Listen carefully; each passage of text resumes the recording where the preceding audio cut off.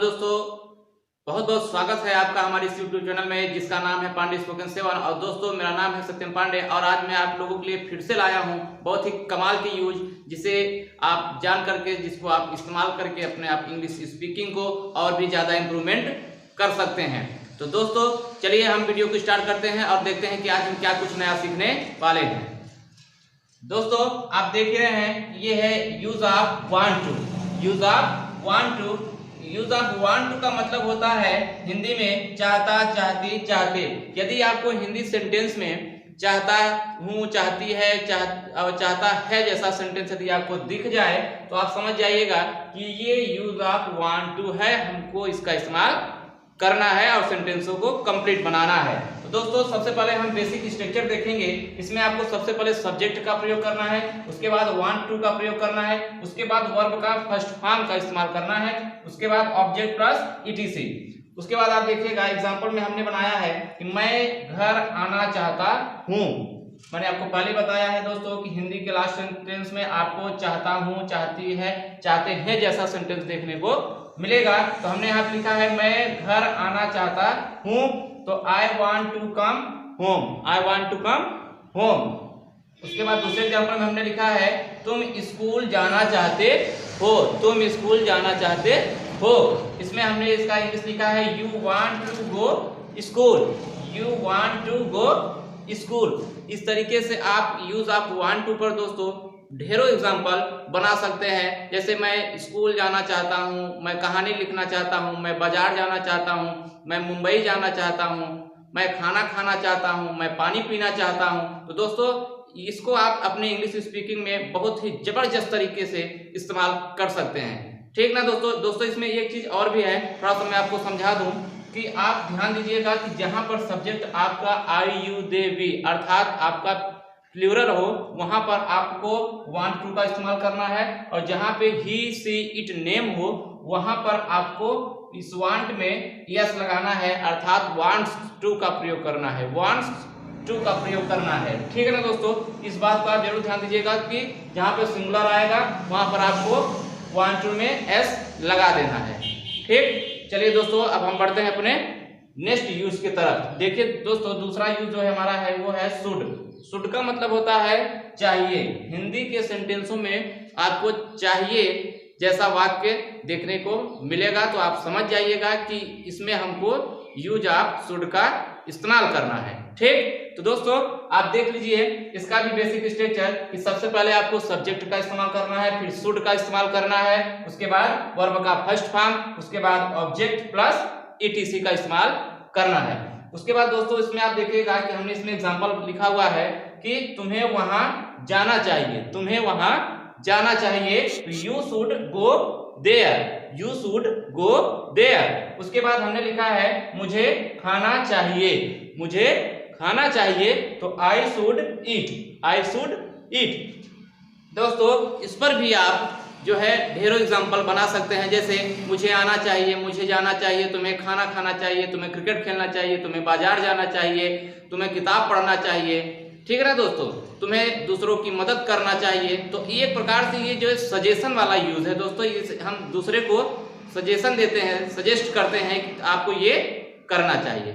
ठीक दोस्तों, इसमें आपको कोई दिक्कत, कोई परेशानी यदि हो तो आप हमें जरूर नीचे कमेंट बॉक्स में लिखकर बताइएगा। दोस्तों, चलिए हम बढ़ते हैं अपने नेक्स्ट यूज की तरफ। और दोस्तों, ये नेक्स्ट यूज हमारा है कैन नॉट। दोस्तों, आपको मैंने अपने पुराने और पहले वीडियो में ही बता दिया था कि यूज ऑफ कैन क्या है, इसके जो सेंटेंस हैं हिंदी के वाक्य में वो लास्ट में क्या आता है। मैं आपको पहले ही बता दिया था कि सकता, सकती, सकते आता है, लेकिन वो अफर्मेटिव सेंटेंस था। आज हम कैन का ही नेगेटिव सेंटेंस पढ़ेंगे दोस्तों। उस दिन हमने अफर्मेटिव सेंटेंसेस का पढ़ा था, सकारात्मक सेंटेंस पढ़ा था, आज हम नेगेटिव अर्थात नकारात्मक सेंटेंस पढ़ेंगे। तो दोस्तों देखिएगा ध्यान से कि इसका जो बेसिक स्ट्रक्चर है वो है subject plus can not plus verb का first form plus object plus ETC. Subject plus can not plus verb का first form plus object plus ETC. ठीक दोस्तों, ये आपका क्लियर है। एग्जाम्पल देखिएगा, एग्जाम्पल में लिखा है कि मैं घर नहीं जा सकता, मैं घर नहीं जा सकता, तो I can not go to home. हमने इसके पहले पढ़ा था कि मैं घर जा सकता हूँ, लेकिन इसमें क्या है कि मैं घर नहीं जा सकता हूँ। इसमें क्या हो जाएगा दोस्तों, I can not go to home. उसके बाद दोस्तों देखिएगा कि दूसरा एग्जाम्पल हमने लिखा है कि तुम लड़ाई नहीं कर सकते, तुम लड़ाई नहीं कर सकते, तो you can not fight, you can not fight. ठीक, तो ये है आपका use of can, can not. Negative sentence के साथ हमने जो है बनाना सीख लिया है कि कैसे हम यूज ऑफ कैन में अगर नेगेटिव सेंटेंस रहे तो कैसे हम उसको बनाते हैं। आपको दोस्तों कुछ नहीं करना, सिर्फ नॉट को लगा देना है कैन के बाद, और कुछ भी नहीं करना है। और बाकी दोस्तों यदि इन दोनों यूज में या फिर इसको भी, यदि इसमें भी अगर आपको कोई दिक्कत हो, कोई समस्या हो, तो आप हमें जरूर बताइएगा।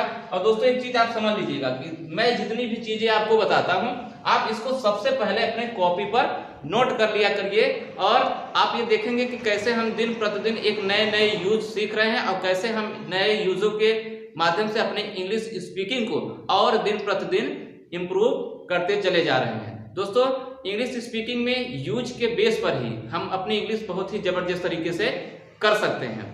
और जब हम ट्रांसलेशन शुरू करेंगे दोस्तों, जब हम ट्रांसलेशन पढ़ना शुरू करेंगे, तो यूज को मिलाकर और ट्रांसलेशन को मिलाकर दोनों को जब आपस में मिला देंगे दोस्तों, तो फिर हमारी जो इंग्लिश स्पीकिंग है वो और भी जबरदस्त तरीके से निकलना शुरू हो जाएगा। और दोस्तों आप प्रैक्टिस इस पर लगातार करते जाइएगा। मैं आपको जितने भी यूज बता रहा हूँ, जितने भी यूज आपको समझा रहा हूँ, उसको आप कॉपी पर लिखकर उस पर आप डेली एग्जाम्पल बनाकर और उसको अपने मुख के द्वारा डेली उस पर प्रैक्टिस करिएगा।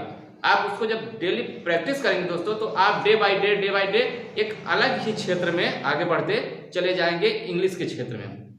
और दोस्तों इंग्लिश जब आपका स्ट्रांग हो जाएगा, आपको प्रैक्टिस ही होगा दोस्तों जो कि आपको काम में आएगा। क्योंकि हम लोग इंग्लिश सीखना तो बहुत चाहते हैं, लेकिन हम इंग्लिश का जो है प्रैक्टिस नहीं करना चाहते हैं।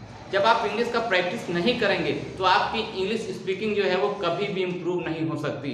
जितने लोगों ने इंग्लिश स्पीकिंग सीखा है वो 80% लोगों ने जबरदस्त तरीके से इंग्लिश जो है प्रैक्टिस किया है, तब जाके वो अपनी इंग्लिश को इम्प्रूव कर पाए हैं। तो दोस्तों आप भी प्रैक्टिस के मामले में पीछे मत रहिएगा, आप भी लगातार प्रैक्टिस करते रहिएगा। छोटे छोटे चीज़ों से जो है दोस्तों शुरुआत होती है, समझ लीजिएगा। आपको इंग्लिश में एक कोट्स पता होगा कि ये journey of 1000 meals begin with 1 step. हजारों मीलों की जो यात्रा होती है दोस्तों, वो भी एक ही कदम से शुरू होती है। तो आप भी अपनी यात्रा को, इंग्लिश की यात्रा को एक ही कदम से शुरू करिए और इतना जो है उसको पढ़ जाइए, उसके बारे में इतना ज़्यादा जो है आप पढ़ जाइए कि आपकी जो इंग्लिश स्पीकिंग हो वो बहुत ही जबरदस्त हो जाए। तो दोस्तों आज एक बार मैं फिर से आपसे पूछ लेता हूं कि यदि आपको इस वीडियो में कोई भी परेशानी, कोई भी समस्या, चाहे वो यूज ऑफ कैन नॉट को लेकर, चाहे यूज ऑफ वांट टू लेकर, चाहे वो यूज ऑफ शुड को लेकर, अगर आपको कोई भी समस्या हो तो आप हमें जरूर हमसे पूछ सकते हैं। दोस्तों यूज में आप बस एक चीज का जरूर ध्यान दिया करिए कि इसका जो बेसिक स्ट्रक्चर है आप इसको जरूर राइट कर लिया करिए, इसको आप अच्छे से समझ लिया करिए, क्योंकि यही एक जो है बीएस ही है जिसके बेस पर हम एग्जाम्पल का निर्माण करते हैं, एग्जाम्पल को हम बनाते हैं। और जब आपका बीएस स्ट्रांग रहेगा, बेसिक स्ट्रक्चर जब आपका स्ट्रांग रहेगा, तब आपकी जो इंग्लिश होगी वो बहुत ही जबरदस्त तरीके से होगी, क्योंकि आप समझ जाएंगे कि सामने वाला कौन से यूज में बात कर रहा है और मुझे कौन से यूज में उसका जवाब देना है।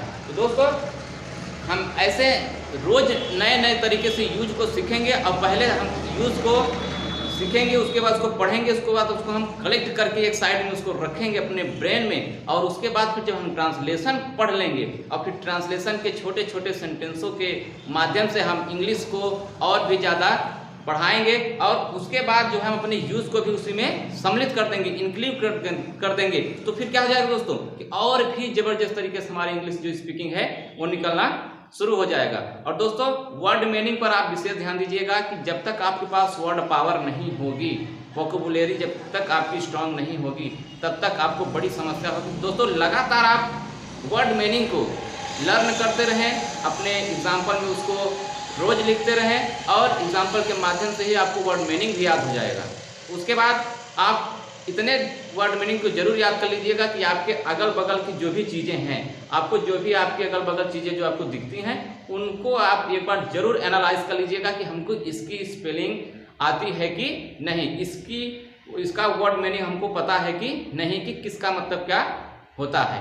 ठीक, जब आप जब आप निर्माण करना शुरू कर देंगे, ये खोजना जब शुरू कर देंगे तो आपकी जो वर्ड पावर है ऑटोमेटिक इंप्रूवमेंट होती चली जाएगी दोस्तों, इसमें तनिक भी दो राय नहीं है। और ऐसे ही हम रोज नए नए यूज को सीखकर, नए नए सेंटेंसों को सीखकर, अभी तो दोस्तों आपको बहुत कुछ पढ़ना है इंग्लिश के क्षेत्र में, और ऐसे ही पढ़ना है कि सिर्फ आप जो है हमारे वीडियो के माध्यम से आप वीडियो से देखते रहिए और बस कॉपी कलम को लेकर आप बैठे रहिए और जो भी आपको समझ में आए उसको आप लिख लीजिए। आप देखेंगे कि कुछ ही चंद दिनों में ही आपकी जो इंग्लिश स्पीकिंग है वो बहुत ही जबरदस्त हो जाएगी दोस्तों, ये मेरा आपसे वादा है। तो दोस्तों आज के लिए बस इतना ही, मिलते हैं हम अपने नेक्स्ट वीडियो में कुछ अलग लेकर, और उसके बाद हम और कुछ अलग से सीखेंगे। तब तक के लिए दोस्तों नमस्कार, धन्यवाद दोस्तों।